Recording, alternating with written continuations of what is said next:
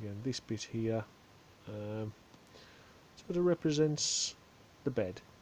This box here, which is actually 800mm wide as it happens, because that's the width of the mattress, and from that point there to this point here will be 2 metres, regardless of what the size of the boxes actually work out at. But essentially, point there, 2 metres across, 800mm across there.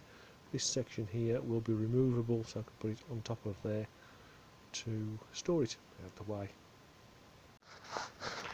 Just look at the footage and editing the video, and suddenly realised I haven't got a lot of footage of building this section, so I thought I'd sort of fill it in. It's a bit Heath Robinson, like most of my videos to be fair, but just showing the far box here, the one that was in the mess. This lifts up to reveal the toilet. This section here is cut away, so as the toilet is protruding above the level of the surface. If the surface was at this level, it is above the toilet, and therefore you'd be catching your legs. It wouldn't be a comfortable poo at all, would it? So what I essentially did was cut that away. The block in there, the block on the other side, and cut that section away, put some more strut across there. That's nice and smooth, so that it doesn't catch the back of your legs. And the section that I took out of that, I've actually installed onto there. That was a relatively straightforward thing to do. What I essentially did was put that in place. Something's catching on the other side, which it shouldn't be. Tape that in place, and then once it was taped in place, screw down, and there's the piano hinge. That section behind there is all storage. Section down the side is all storage. You can see that's where I keep my screws, my glue at the moment, and bits and pieces. So that's that one section. Not sure what it's catching on actually. Oh, I think it's catching on the bit I'm sitting on. Yeah, that's where it is. Okay. So then we've got this back section. I looked at it from here. That lifts up. It is simply a piece of board that looks similar to a piece of board underneath. The construction of it. There's a wheel arch, and it's just fixed around the top of the wheel arch, and held there in place by a couple of screws, or 4 screws in fact. This, a couple of battens on, and it simply relocates, something like that. And this section in the middle, which literally just comes away, leaving a hole which is essentially for feet when you're sitting in this section. Now that pops back in there to form the bed. So that's the bit that will come off eventually and be stored underneath there, underneath the cushion, in foot space, just there. And this piece here just pops back in, but will also form a table. So I've got all the mattress moved and out of the way. That's something I'll show you later. This section here, we're looking to sink. There'll be a cooker of some description. This area I've got thoughts of a battery and a water cylinder of some description. Section here is the door, and we're looking at cool box. This is the other wheel arch on the near side. Battery represented on top of there, and I've got an idea of putting a washed up bowl sink into the surface, so it's not necessarily flush but something like. And then this section here is the cooker. So, and I've planned that to look something like that. This is how it all starts. That is in my head anyway. Look at the frame. It's actually upside down at the moment, so it'll go into place and then get covered in. So after a day's effort, we've got a sink like so. Front isn't on yet, but there's no plumbing or anything in, obviously. But yeah, we've sort of got it working. That's in place. It's fixing down just to stop it from lying about. But that's the sort of caper. So this will probably have two hinges on it. One hinge at the back and probably another one somewhere across the middle, which will only allow it to come up so far. That will allow me to put another shelf up there, unless it doesn't interfere with the shelf, in which case it'll stay as it is. So I'll test that before I do anything else with it. But that is today's little task, and that seems to have gone relatively well. That's going to be vertical, like so, possibly two of them, which will give me 50 litres of water. I've also chosen to use that one, which of course has got a gas fitting. I'm going to have to put a gas bottle, small gas bottle somewhere under there. Other than that, that's happy with that. Took a few hours, but it's been done. Okay.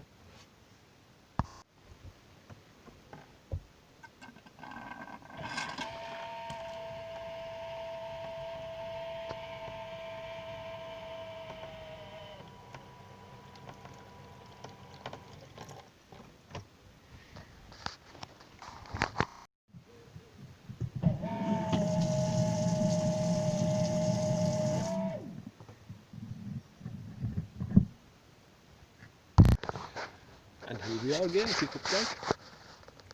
Electrical panel is starting to come on. The 5 volts is now functional. That's 5 volts based on the USB charger here. This is the cigarette lighter, which is wired in, not going through a switch because you can pull it out. There's a small hole there, which is where my output to the laptop will be. So I haven't got those plugs and sockets yet, but if I show you inside, there is, I'm convinced that to come off inside here.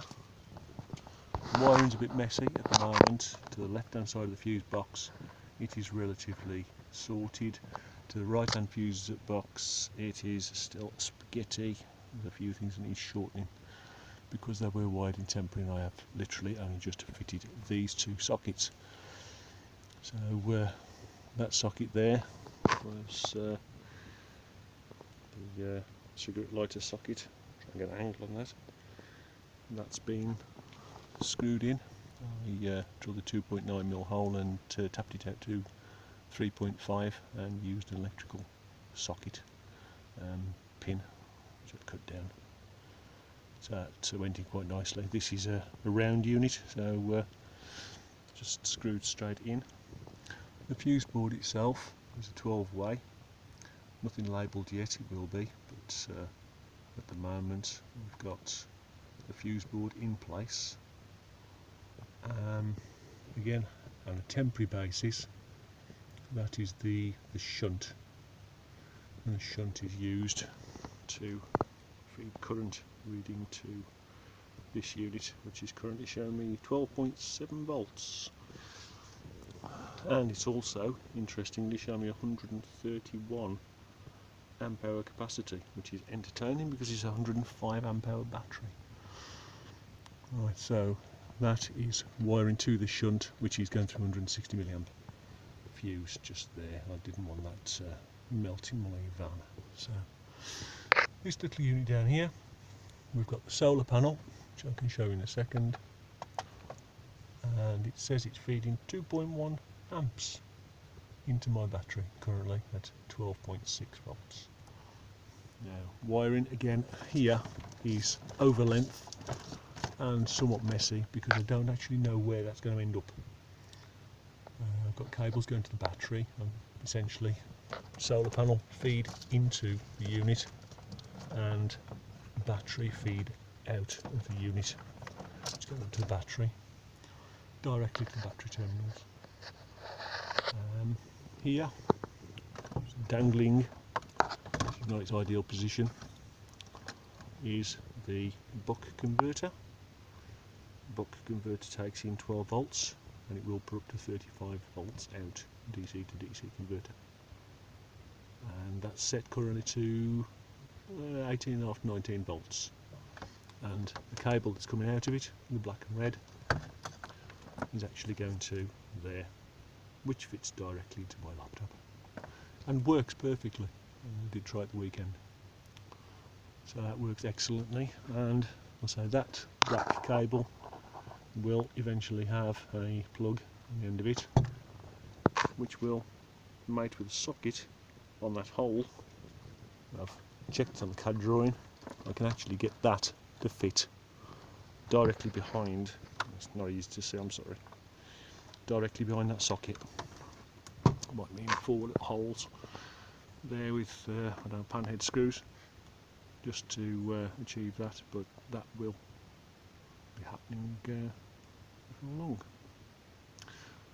As for the switches, I haven't got the red lights on yet, so we've got internal lighting on and off, internal lighting red or white. Well, I haven't got the red ones on at the moment. That one is the undercupboard light, which also gives me undercupboard into the dark area. And these two are for external lights, which are going up to the roof, planned side light and rear light.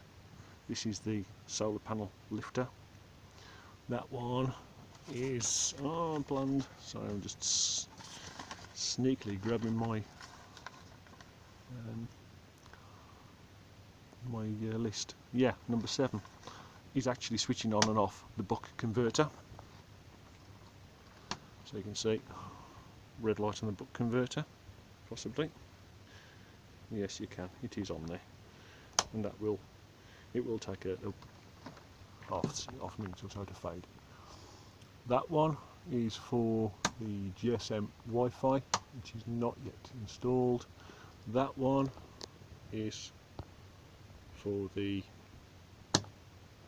USB, and that one, you may hear, is water pump, which is a submersible pump going into a 25 litre container, which I tend to stick 20 litres into. That goes into there. You can see the pipe off this is going into a piece of 15mm water pipe, solid copper, going into a 15mm equal T. It's coming out through a converter to 10mm. It's coming up this bit of pipe and coming out to here, where it converts 10mm into 22mm, half-inch thread, and that fits perfectly onto a shower hose. The shower head does need a couple of washers, but it does work perfectly. I know it works perfectly because we actually lost water on site, and I ended up having a shower in the rain. Typically, once I'd soaped myself up, covered in shampoo, the rain stopped. So that came in extremely useful. And let's see if I put the lights on. Number 1, 2, 3. There. That 6mm feed coming out comes off that 15mm equal T. It goes into the bottom of the filter, out the top of the filter, and across into the bottom of the tap. So I've actually got drinking water going through a carbon filter, which is ideal really, works quite nicely. I've got a carbon monoxide detector just in case, which not sure where that's going yet. No space for it. Now this bit here, when I completed the bed area, I've also got a mattress by the way. When I completed the bed area, that's 800mm of a 1200mm piece of sheet. 400mm I cut off, actually formed that, but it didn't go all the way back. It was about 3.5 inches short. So I've made up a piece across the back of there, which is jointed here, just behind the tap, and finished here at an angle. Don't quite know what to do with this bit. Oh, yeah. Switch. That switch also switches on the undercupboard lights, and there's a feed there for another undercupboard light. What I'm planning here is to build up this to a level, so as I can stick stuff such as like washing up liquid and other bits and pieces behind it, save it flying. Possibly put some barricades in there to, not necessarily everyone, but you know, just to stop things flying forward. And that will form the base of a unit which will come up here, 495 I think, going by about 1.3 metres. And that will be built onto that, can come out separately when I take it all out, and I'm going to affectionately call this my Welsh dresser. So, and that will comprise of shelves. I haven't quite got that bit planned yet. There is a plan as well. I've bought some speakers, so I'm thinking this sort of area here, this sort of area here, will have a pair of speakers. Because I don't tend to listen to the radio as such, but I do tend to listen to music, which is on laptop and phone, whatever. So all I need is speakers and an amplifier, which again will be built into that unit somewhere. Cooker worked faultlessly. Haven't screwed that down, put any piano hinges on that yet, because I'm not sure what I'm going to do. Obviously when this is lifted up, that will interfere potentially with the Welsh dresser, and as a result of that I may end up putting another hinge somewhere there as well as that one, so as that concertina's back on itself and doesn't raise quite as high. That's not the permanent location of the carbon monoxide detector. That will be built into something. Again, not sure what yet. So, progress so far. So I went away the weekend, went down to the Three Counties show, or Three Counties showground, the other side of Worcester, near Malvern, and had a wonderful weekend, and the camper worked flawlessly, so brilliant. It's all performed exactly as I intended. I even ended up using the buck converter and the USB to charge my phone through the evening and the night, and also I did buy a hairdryer which draws about 9 amps, and did test it using the cigarette lighter. So other than that, we have the solar panel, you can see on the roof, and that again works perfectly. It will rise quite happily.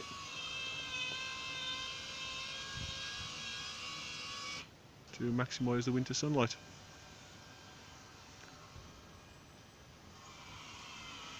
I did alter that so as it squeezes down. It does strain a little bit towards the end, but it does pull it right in tight. So it's not going to start flapping about while we're driving. Okay, so excellent. Thank you for watching.